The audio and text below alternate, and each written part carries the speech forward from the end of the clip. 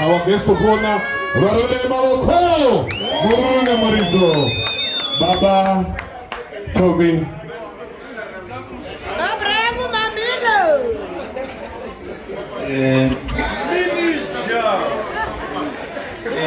Pamusoro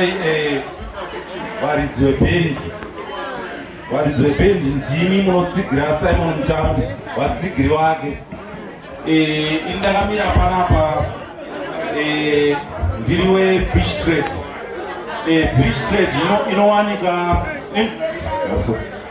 Trade inowanikwa South Park kana kumazoe Reserve Station. Isu takafamba na Simon Mutambi takamuziva nokunga 2009 mupana wedu. Saka Beach Trade yakaona zvakakodzera kuti tsigire Simon Mutambi takwanisa kumupa $1,000.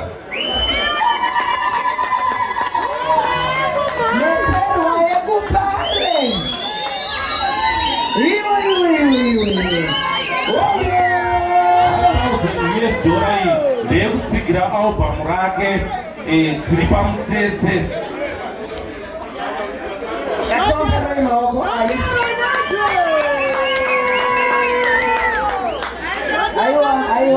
Aiwa msetse kama jira siombereka Neterwa yakupare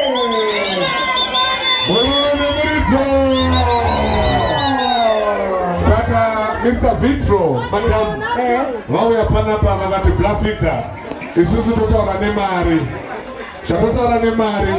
Can you tell audience ripanapa put on his behalf? I as Blafita mandated in front of all of you to declare this album officially launched. Muruna Marizo. Thank you so much, Baba. Oishenyu. Nasoda mukona wachidiki wapimbira. Amamo baba na batsira bopashita oise, Mark. Mupazo. Baba no mono kula 2000 ga. Ataurwa pana pa because wati 2000. Mupe.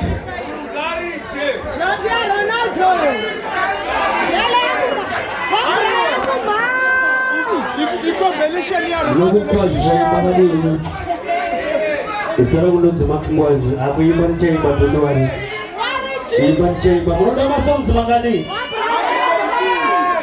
ida mtore mashoma 4 aitika chaisa 10 Simon Mutambi makurukoto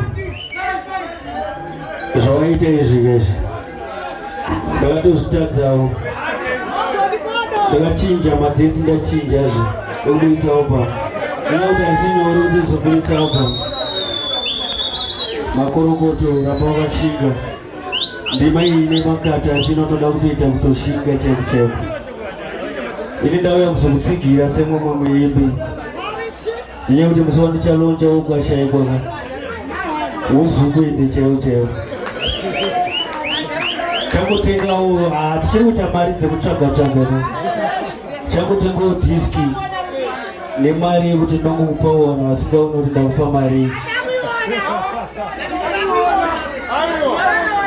Ndinotenda makorokoto